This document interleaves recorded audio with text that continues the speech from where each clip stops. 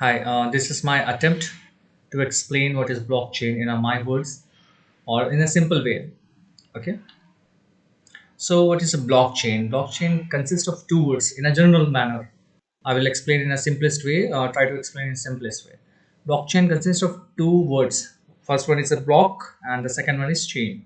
In a simple words, we can say blocks in chain. That means there are some blocks. We don't know what blocks are, but they are blocks. There are blocks which are chained together. That means this block is chained, or this block, or some kind of chain is binding them together, or chain of blocks, or like this. Maybe you are aware about that we create some kind of chains like this kind of chain. Okay, this is a chain. Okay, so this kind of chains, this is called blockchain. In another way, it's a peer-to-peer digital, distributed, decentralized, and verifiable ledger. Okay, the most important thing is it's a ledger. Ledger means it's a record book. Okay, record book to keep record of something. Maybe it's a transaction. Okay, most probably we keep records or transactions. Okay, so it's a ledger. Okay, and Bitcoin is the first in this sequence. Bitcoin is the first blockchain started by Satoshi Nakamoto in 2008. The actual identity of Satoshi Nakamoto is yet not known or means unknown. In other word, we can call it a distributed ledger. It's a distributed ledger. That means it is not stored centrally. It is distributed. Okay, so the best advantage of blockchain is it is decentralized. Okay, decentralized. That means it is not stored at one place. That's why it is immune to one point failure. One point failure. Okay, that means it is immune. That means if even one system fails, the records are safe. Okay, that means digital ledger stored in a distributed manner. Okay, I have written some points over here. Like a user type is a peer-to-peer user. That means one-to-one, no intermediaries there. And the distributed network, it's a distributed network. That means the all network is globally spread. Decentralized means no central authority is there. Okay, all each nodes have they are the owned by the network is owned by all their people or the nodes, better known as nodes. Okay, nodes own the entire network. It's immutable. Okay, data records stored on blockchain becomes immutable. How it becomes immutable, I will explain in a upcoming slides. Okay, and verifiable, you can verify which data or which transaction is stored when. Okay, and stored digitally, it is digitally stored.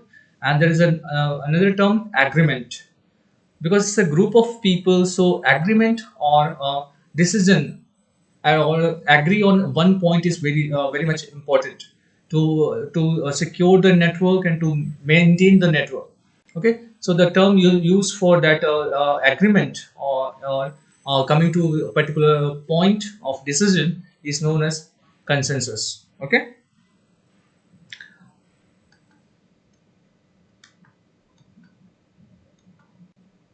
okay, so it's a digital ledger, right? Blockchain, I said blockchain is a digital ledger. So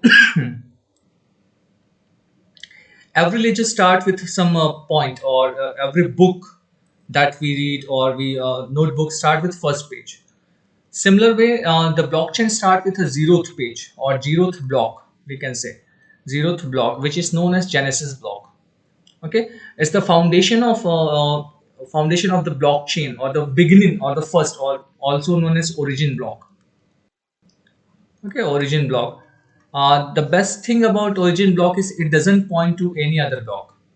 Okay, so that previous hash, there is a term, previous hash. Okay, previous hash for that particular Genesis block is set to be 0. That means it does not point to anywhere.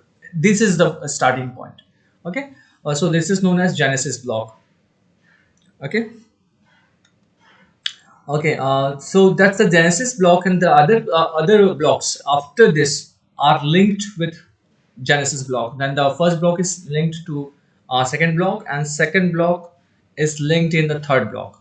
Means a portion of zeroth block is stored, or a kind of a depend, or what can I say? The address or the hash of this entire block is stored in a block 1.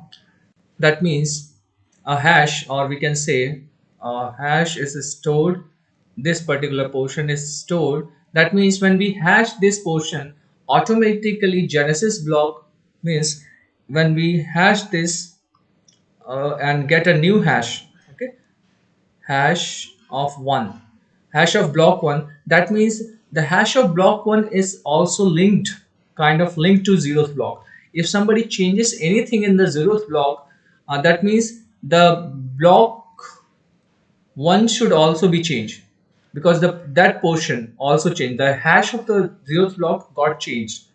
That means if somebody tries to reach from hash block hash 1 to zeroth block, it is not possible. I will explain how it is not possible. Okay, the smallest thing which is stored in a blockchain, or we can say the block, is a transaction. A transaction can be a financial transaction, or can be any kind of a service transactions, or there are several things that can be possible. And I'm considering a financial or monetary transaction.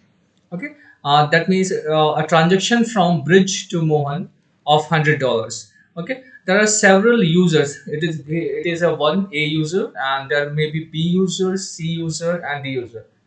Okay,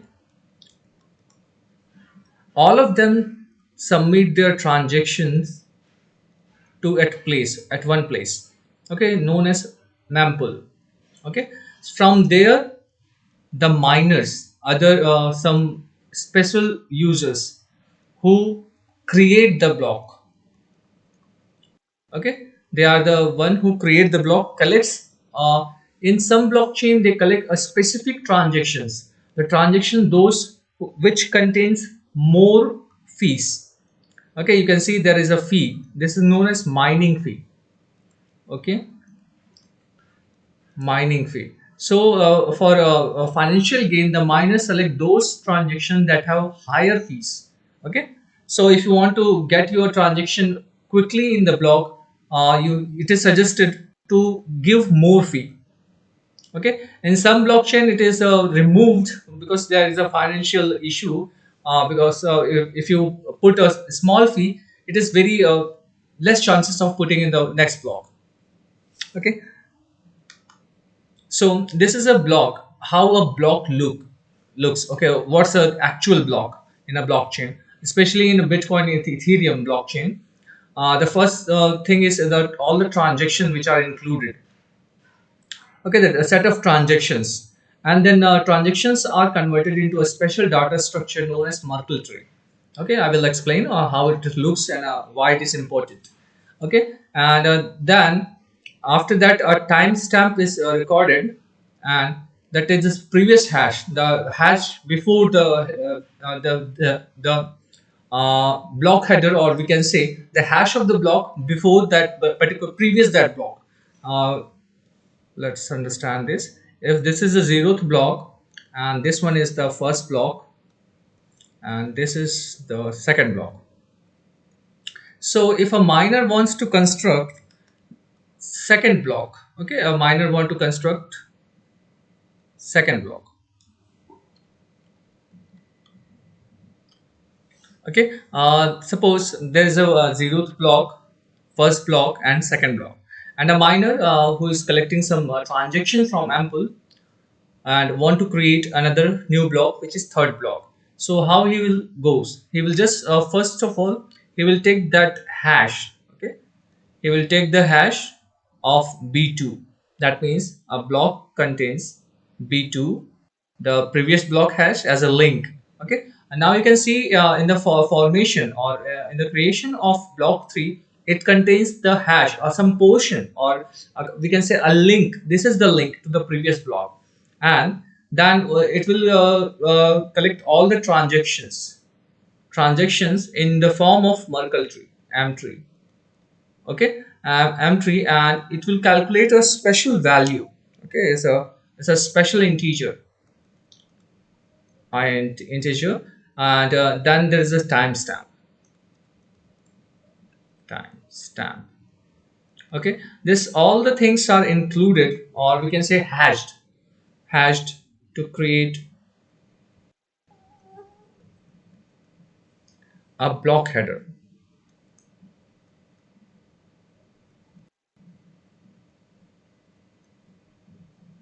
Okay, and there is a one more key thing that you need to know, that header requires a special format.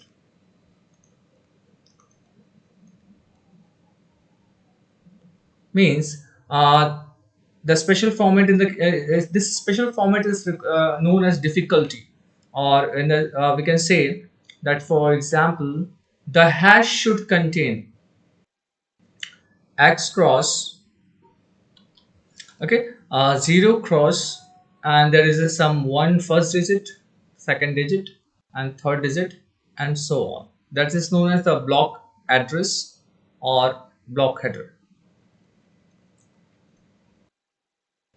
And the difficulty is there is a specific format of, like, starting of this particular address should be 000, then there can be any number. To compute this particular format, means the address should be in that particular format, is the puzzle. And to do so, a miner finds a specific nonce number once used. That means he need to figure out a number, means the because there are some things are fixed in that particular block, that b2 is fixed. That means you need to point to the block before that particular block. All the transactions and Merkle tree is fixed one. So the only variable thing you can figure out is the that particular nonce. You need to manipulate the nonce, and nonce in a such a way that the generated block header or the block address is in that particular format.